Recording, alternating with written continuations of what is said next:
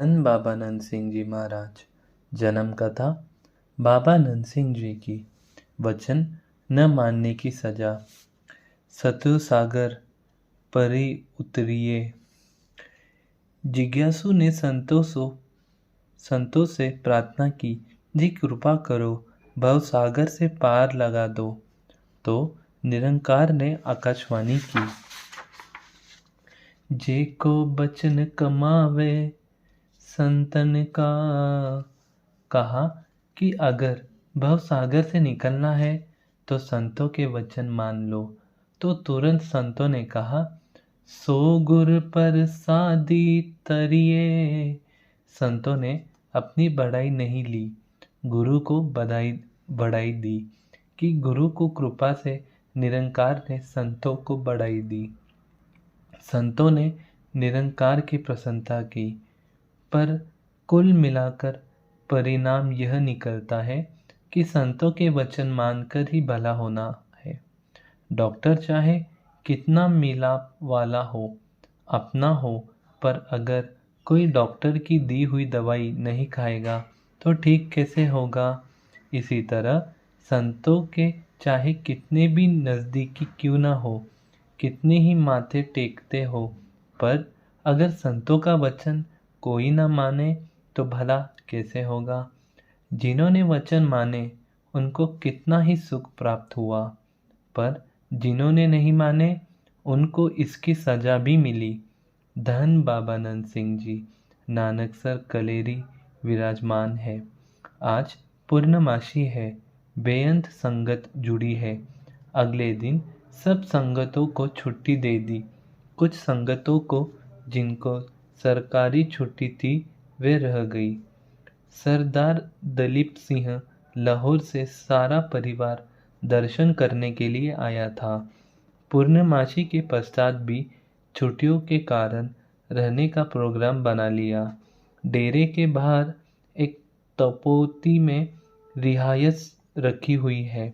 इसका निरंकार की 8-9 साल की उम्र में काका अमरजीत सिंह को गर्मी के कारण बुखार हो गया।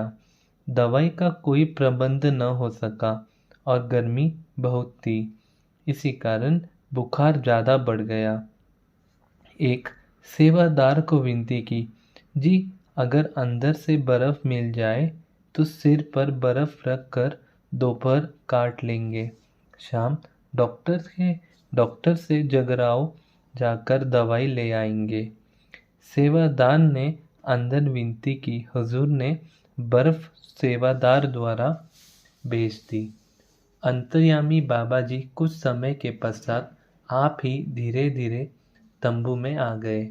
बाबा जी को देखकर बहुत हैरान हुए और सब ने नमस्कार किया। बाबा जी ने पूछा, बच्चे का क्या हाल है? जोर का बुखार है?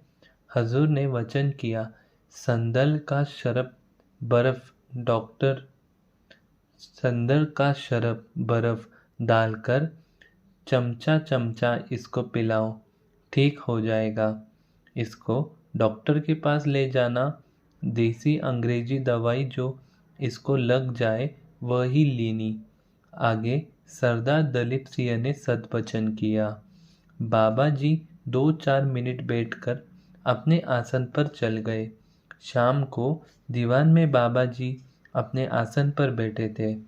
रहरास का पाठ के पश्चात सरदार दलीप सिंह बाबा जी को पंखा कर रहा था। बाबा जी ने पिछली तरफ निगाह फेरी और पूछा, काके का क्या हाल है? कहा, आपकी कृपा से बिल्कुल ठीक है और वह रागियों के पीछे बैठा हुआ है। अब कहा, शहर गए थे, दवाई ली थी? उत्तर में विनती की, जी जब बड़े डॉक्टर की दवाई ले ही ठीक हो गया तो छोटे डॉक्टर की दवाई की क्या ज़रूरत है? तो बाबा जी ने गंभीर होकर कहा, क्या कहता है कि हमने ठीक किया, हुक्म तो नहीं माना। यह कहकर बाबा जी चुप कर गए। जब दीवान की समाप्ति हुई तो बाबा जी ने अपने आसन पर चले गए और संगत अपने अपने घर चली गई। यात्रा अपने अपने तंबू में चले गए। जब सरदार दलीप सिंह अपने तंबू में चला गया तो जाते ही पहले की तरह बच्चे को बहुत तेज बुखार हो गया। अब बाबाजी के पास विनती करने लायक भी नहीं रहा। मुश्किल से रात काटी और अगले दिन छुट्टी लेकर लाहौर चले गया। बुखार पहले से भी बढ़ गया। लाहौर के प्रसिद्ध डॉक्टर अमीरचंद ने इलाज किया, पर पर 10-12 दिनों में आने का भी फर्क नहीं पड़ा, बल्कि फोड़े निकल आए। अब घर के सारा परिवार को चिंता होने लगी कि इससे पहले भी एक लड़का मोहक्के और घड़ुए की बीमारी से मर गया था। अब सारे बहुत पछताते थे कि बाबाजी का वचन पहले क्यों नहीं माना था। अब सरदार ने घरवाली के साथ सलाह की कि सवेरे मैं बाबाजी के पास जाकर पीछे की माफ़ी मांगूंगा, आगे से विनती करूंगा। इस विचार से रात के करीब 2:30 बज गए। स्नान करके अरदास करके लाहौर से नानकसर के लिए चल पड़े। ड्राइवर को जल्दी से कार चलाने के लिए कहा। लगभग 6 बजे के करीब नानकसर पहुंच गए। 10 बजे बाबाजी से समय मिला। इस समय बाबाजी बाहर से आकर स्नान करके वस्त्र पहन बाहर सुखमनी साहिब के पाठ पर आने के लिए तैयार खड़े थे। सेवादार ने विनती की, हुजूर ने अंदर बुलाया है। दलीप सिंह ने माथा टेका। बाबाजी ने पूछा, काके का क्या हाल है? अब दलीप सिंह रोने लगा, पर मुंह से बात कोई न निकली। फिर बाबाजी ने कहा, दलीप सिंह बोलता क्यों नहीं? आगे विनती की, पातशाह अगर कोई भूल हो गई है तो बख्श लो। अब बाबाजी कुछ गंभीर हुए और कहा, अफसरों वाली चालाकी अभी भी नहीं छोड़ता। एक तो जाकर गलती की और फिर कहता है अगर कोई गलती हुई तो बख्शो। जब सांप भी कूड़ा में जाता है तो सीधा होकर जाता है। आपके अंदर से अभी भी इंजीनियर वाली बदबू आती है।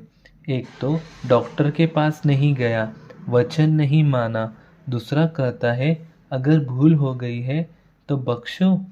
सलामू जवाब दोवे, करे मुंडू धुआ जाई। अब दलीप सिंह जोर जोर से रोने लगा और कहा, पातशाह सदा ही भूलनहार हूँ, जैसे जानते हो रख लो। अब बाबाजी ने कहा, संगी वचन न माने तो महात्मा क्या करे? भाव कि अगर कोई महापुरुष का वचन मान ले तो निरंकार की खुशी होती है। इस तरह दलीप सिंह को सद्बुद्धि देते दया के सागर कहने लगे, कोई बात नहीं, जाओ 5 सिंह से मर्यादा अनुसार 5-5 पाठ सुखमनी साहब के करवाओ और अमृत तैयार करके बच्चे को चखा दो, गुरु सुख देगा। ऐसे वचन करके वापस जाने की आज्ञा दे दी। अब सरदार जब घर पहुंचा तो बच्चा ठीक ठाक खेल रहा था। अब दलीप सिंह ने घर वाले से पूछा। उत्तर में उसने बताया, जब आप बाबाजी के पास जाने के लिए घर से निकले हो उसी समय काके की सेहत ठीक होने शुरू हो गई। 2-3 घंटे बाद बिल्कुल ठीक हो गया। यह है महापुरुष के वचन मानने का फल और न मानने की सजा। धन बाबा नंद सिंह जी महाराज, धन बाबा नंद सिंह जी महाराज।